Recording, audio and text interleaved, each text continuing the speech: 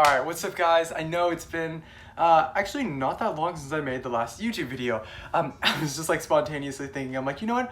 I can make another YouTube video. So this video is going to be super short. What I'm going to do is just talk about another track recap because we're during track season. And then I want to talk about 3 things that I've learned through this track season. So this track season is actually my 3rd track season. I've been a varsity runner and it's been going great. So first off, a real quick recap. My main events are the mile and the 2 mile. I actually broke 5 in the mile, which I was super happy about. I ran a 4:56, so I was really happy about that. Still working towards the goal of 10:30 in the 2 mile and sub 4:45 in the mile. They're big goals, but you know, if you don't have big goals, you have nothing to push yourself for. So what are the 3 things that I've learned from track? The first thing that I've learned from track is to really be consistent. Consistency is so important, not just for track, but for any other sport, any other athletic thing you're doing, whether you're trying to gain muscle, whether you're trying to be a better basketball player, or especially in regards to running, you need to be consistent with your training. So for me, what that looked like for this season was literally starting in December. During Christmas time, I was doing track workouts that my coach gave me, and I've been working from January and February and now through March. I've been consistently hitting those track workouts. I've been trying to steadily increase my mileage. It's been a little difficult, but here's the thing, is when you've been building up your training for so long, even if you compromise for like 1 day or even a couple of days, your training base is still there. The only way you can reach your goals is by discipline over a long period of time. If you've ever heard of the book Atomic Habits, one of my favorite books, it talks about how success only happens through small incremental progress over the long term. And I can't emphasize how important that is with running. It's like not going out too fast. You need slow, consistent progress. And track is no exception with that.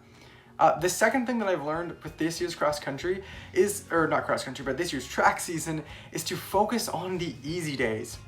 And this is extremely important. Now you may think, track, shorter distance, mile, 800, 2 mile, do we really need easy days that much? And this season has proved to me that you definitely do. Easy days are low effort days for your muscles, for your legs to recover. During your workouts, you're going 100%. You're pushing yourself on those laps around the track, those intervals. So you need to give your body enough time and the slow mileage to be able to build back your muscles. And they should be slow enough to kind of feel like you're massaging your legs, is what this one running coach named Ryan Hull told me, and it always stuck in my head. It's like easy runs are supposed to be a massage for your leg. They're super important, and I've been really hitting those during this season, and it's helped my aerobic base, which is a fancy way of saying the way my lungs feel when I'm running. It's extremely important even during track season. And the last thing is to train the way your races are going to be. Now what I mean by that is that we all know racing is hard, and we all know training is hard. But mentally, the way you approach a race, you know, you're thinking, I'm going all out, I'm in the zone, I'm going 100%. That's a similar mentality you should have for your workouts. Because what workouts are trying to do is create you the strength, but also the mental toughness to be able to face a race.